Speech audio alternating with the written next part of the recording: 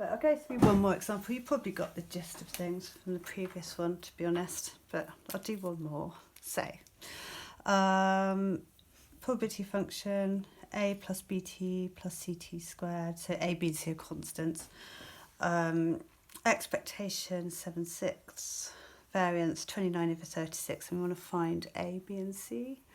So the expectation of x is equal to the probability function differentiated with an input of 1. So the first thing I need to do is differentiate.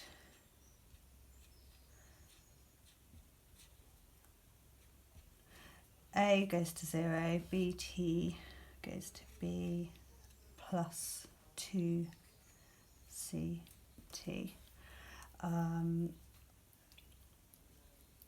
Sorry,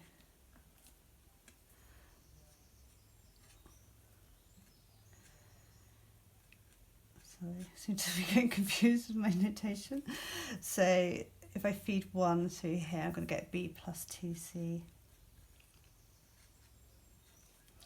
And we know that this is equal to the expectation, and the expectation is 7/6. And so b plus 2c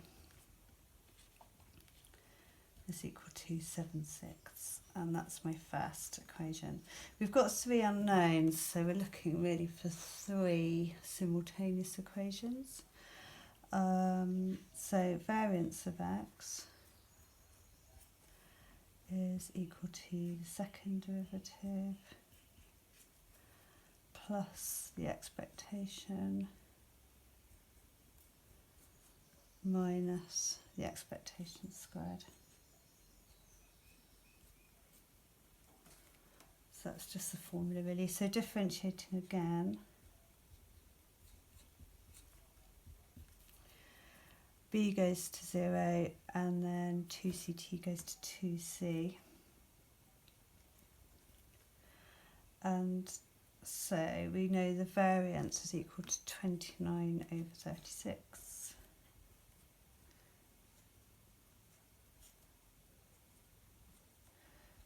So that's going to equal 2c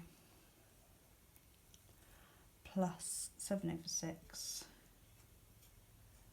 minus 7/6 squared.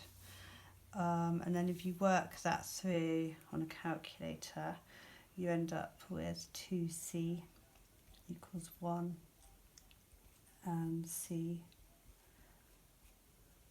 is equal to 1/2. And then I could substitute c equals 1/2 into equation 1.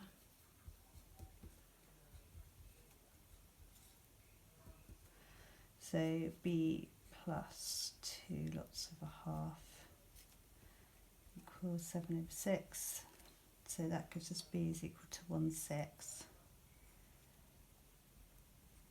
And then the third equation, just in case you'd forgotten, you also know that if you feed 1 through the probability generating function, then that is equal to 1, because you just end up with the sum of all the probabilities. And so from there, we know that a plus bt plus ct, what am I doing?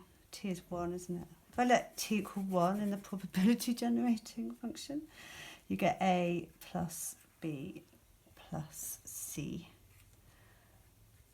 equals 1. And then I can substitute here, and b equals 6, and c is equal to 1/2.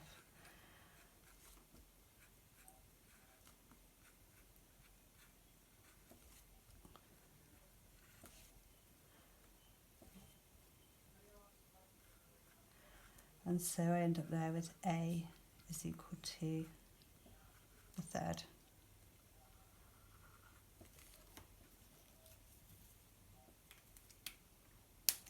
If you think about this logically, these t's are just acting as place values, and so these 3 probabilities need to add up to 1.